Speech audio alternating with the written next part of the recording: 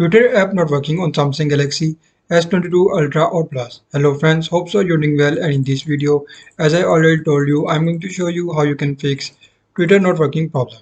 So first of all, just do subscribe and also press the bell icon if you are first time on this channel.